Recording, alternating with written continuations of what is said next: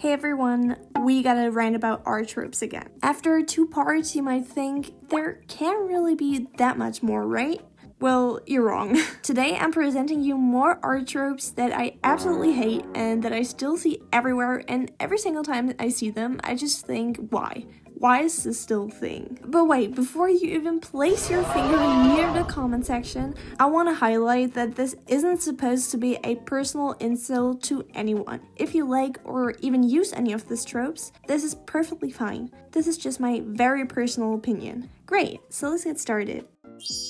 The first trope, and one of the ones that I think anyone in the art community is aware of, is the armor that is not actually armor. I'm especially talking about the female armor design. And this drives me absolutely insane. Cause imagine this world the characters live in, where you have war, swords, arrows, sometimes even fantasy creatures, like the whole deal. The male warriors show up wearing full armor. They got their chest plates, their helmets, every important part of the body is covered. And then the female warrior shows up, wearing basically nothing but a bikini made of metal. Her stomach is exposed, her chest is exposed, and I'm just sitting there wondering, if someone stabs them, are they going to politely aim for the armor part? I don't think so, right? And the saddest part is that those artists or companies don't seem to understand that full armored women can look so amazing and cool. I personally think that full armor looks way more attractive than those metal bikinis paired with high heels. Who the fuck would wear high heels on a battlefield? No one. I just really love when the woman actually looks intimidating and powerful, and I just personally love characters like that. I wonder if you could tell.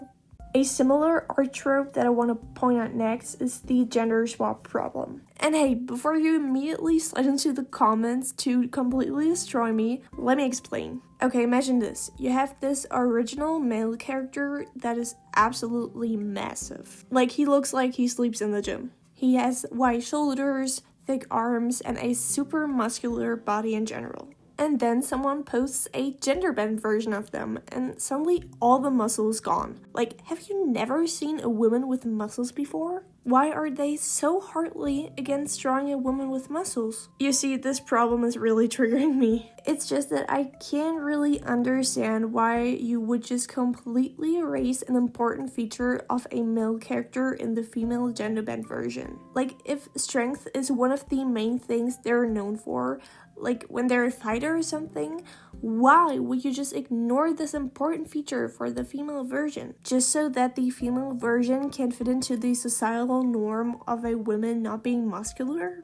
I really don't get what those people are thinking. You see, I really hate this biased view on women and how their body is supposed to look like. And like I already said, I love when women are drawn muscular because it makes them look cool, badass, and attractive. Just because some random men are not attracted to muscles on women, we don't get accurate artwork?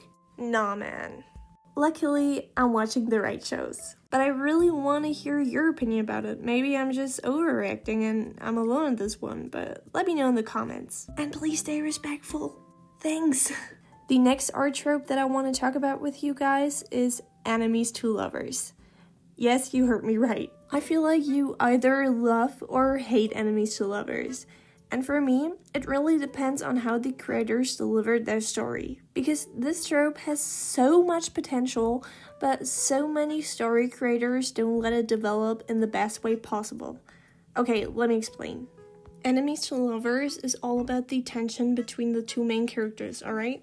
You need to develop the shift from those two hating each other to actually catching feelings in a very slow way. And here's where we get to the thing I hate in such stories, and that is when there's one chapter where they absolutely despise each other, but after one blink they're starting to make out. It feels like it's just way too rushed in my opinion and ruins the entire story because the enemies to lovers dynamic was there for 5 seconds and then they turned into lovebirds. That's just not how it works. Them kissing each other, or basically any other main romantic interaction, has to be the final reward for the reader, okay? If you want your audience to keep reading your story, you gotta make them starve for romantic scenes. Don't put the kiss in the second chapter. Please let their relationship develop.